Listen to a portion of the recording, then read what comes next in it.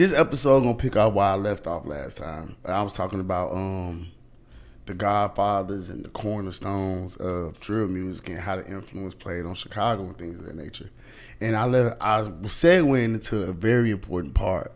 I was talking about the influence of Waka Flocka and Gucci Mane.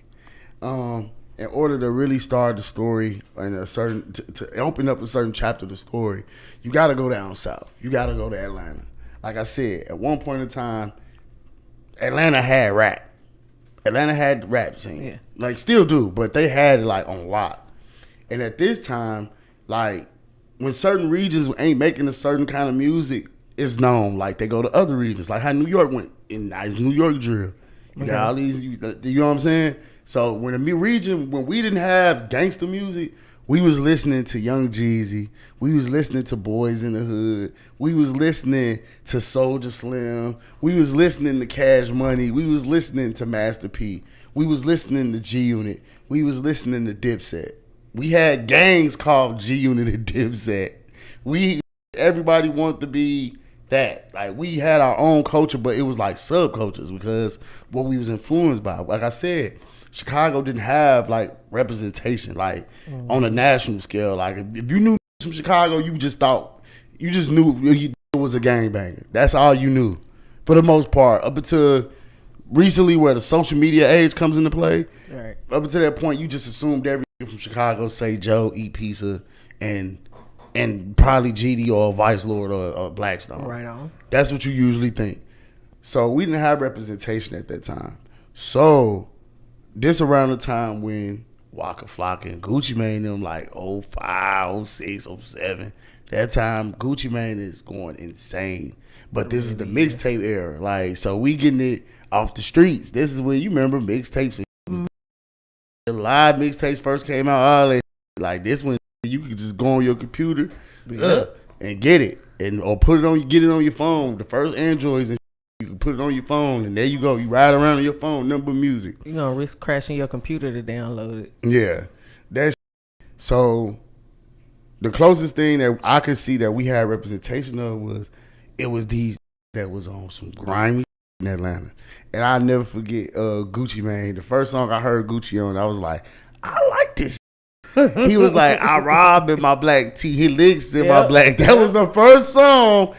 This was like, oh. Rob in my black tee. He licks in my black tee. All in your house, I triple bricks in my black tee. And you was like, oh yeah. Yeah, this my kind of white t-shirt. He hitting licks and robbing in his black tee. And after that, it was on like Donkey Kong.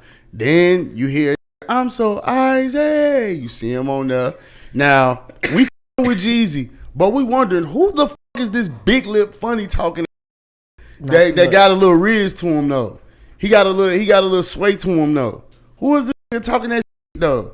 Who is this? So natural inclination, niggas is just doing their homework. But Gucci being Gucci, the street he is, he's smart enough to do mixtapes and stuff. What are the kids eating up? Mixtapes. So we hearing all the other, we hearing colors. We hearing all that shit. We getting all that shit. We getting, I'm serving. We getting all that shit. We getting all this. That's just going later. I'm earlier than that. We getting Kansas. We getting all that shit from Gucci. He introduces this young nigga with dreads. Niggas don't understand, bruh. Niggas from Chicago got the dread. And I could be wrong. I don't want to say it like that. But if you look at Waka Flocka definitely is like a pioneer of like influence on drill. Waka Flocka was the first rapper to come to O Block. Facts. Oh really? Yes, back in 2014. Yes, Waka Flocka was the first rapper to go to O Block. I'm talking about actually going O Block. Like went to the candy lady, bought some nachos, sat in her crib and ate them. Yeah. Like he was walking around with niggas. Waka Flocka was the first nigga to go to O Block. He was the first nigga besides Soulja Boy. He was basically the first person that embraced Chief Keef. Okay. Like he wanted to sign Chief Keef first. Waka Flocka is a heavy, but I guess you know what I'm saying, one enough in it for him. You feel what I'm saying? Look at what he got on the back end. Going his way. But at the one point in time, like literally, Waka Flocka, like the music he was dropping, Flockavelli, that whole album is like like a basis, like a foundation album of drill music.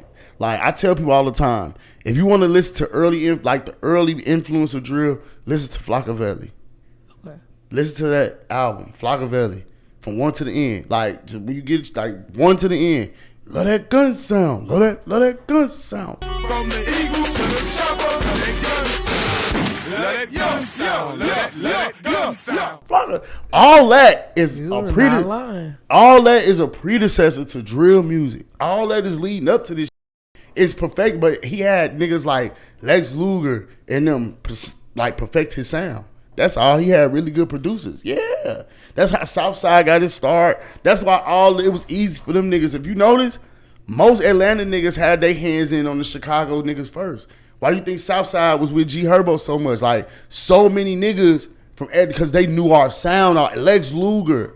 All right. All them niggas, they sound is similar. They heavy bass, they trap not too far from drill. So that's why it was easy to be an influence and be like, that album is like a predecessor. If you ever listen to it, that's like one of the cornerstones of that shit. So you got this nigga dropping all this music. So we see Gucci, we see Flocka. We like, okay, cool. So that's how it's done. Niggas adapt the whole way it's gonna look. Young Chop, he comes out with a sound second to none, and then you have the rise of Chief Keef. Boom, right there. He blow up. First nigga capitalize and get in on it, Soulja Boy. He do the 300 remix with him. Then you got Kanye West with the Don't Like. Yeah, he on the 3, man. The first nigga, the original, I'm coolin' with my youngin', but bitch, I'm from 300. That song, the original version, had Soulja Boy on it first. I keep that shit 300 up. SOD and Young Money. The album version of Finally Rich has Rick Ross on it. Huh. Yeah. You learn something It was so many. Day. It was so many people that were like, when he first popped, they was vying to like with him. Cause you gotta think this is a 16-year-old phenomenon. This is a kid that's grown basically. Like I tell niggas all the time, it's another hot take. Niggas gotta understand. Before Chief Keef, before the little niggas from Chicago, and I'm stamping it. If I'm wrong, I say it here first. The only nigga I can think of is that little nigga from Wu-Tang, Shaheem. You know what I'm talking about? Yeah, other than that, the nigga that was on In Too Deep, shit, show more love. That nigga. The only nigga I could think that was like a grown man as a kid was him. Bro, before you saw Chief Keef, Lil Reese, and Durk, and all these little young niggas, you looked at kid rappers like Bow Wow. Right. Like Lil Romeo. Right. You didn't get, and now the new generation is the little RTs, the young niggas, the little F&G Kings, cause they seen it from somewhere. Like, before you seen any niggas, all that, you seen Romeo, Bow Wow. You seen niggas that was like little nomenclatures of they big homies. These was standalone kids. Yeah. With their own. That's why Chief Keef, like, he was on Apple Radio and he was doing an interview, and somebody was like, "Do you realize?" And the nigga told him, I want to say it was Elliot Wilson. He said, "Do you realize, like, you're on the Mount Rushmore of the past 10, 15 years of probably being the most influential kid rapper in history." He was like, "I just figured it out." He 29. He was like, I just figured it out. He was like, I just figured out my impact. He was like, "You don't realize you influenced the whole generation of rappers, kids. Like, you ask a nigga right now who his favorite rapper, people. He gonna tell you Sosa. A young nigga gonna, right now, nigga, you ask any one of these little niggas that's rapping right now that's got some fame, NLE, Chopper, all of them, they gonna say Chief Keef. He for sure. They gonna say Sosa. They gonna say him. They gonna say him. They gonna put him in there. Lil Tyler, all them niggas. They're gonna put him in that cat. They gonna, hey man, he the GOAT. That's the first thing I seen and was like, I want to do this shit. That's all it is. So when you get these little niggas, like I said, when I seen them for the first time, I was like, that's us. I swear to God, when I seen them little niggas in the house, I said, oh, that's us. I was like, that's us right there. That's everything the world need to see. Then, of course, comes money, comes more violence and ignorant shit.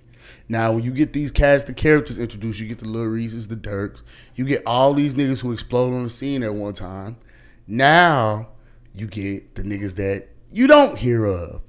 You get the ops. You get the Lil JoJo's. You get the FBG Ducks. You get the niggas that they was into it with now, because for every good guy, villain, it's a villain. Right. For every like, Gotta be rapping about it's gotta somebody. it's gotta be a beta noir. It's always some niggas over here that's like the Spider-Man meme. It's literally that. Yeah. It's a nigga right now in Killeen that do the same shit, everything, and just look at me and just hate me, and I just for no reason. But I'm his beta noir.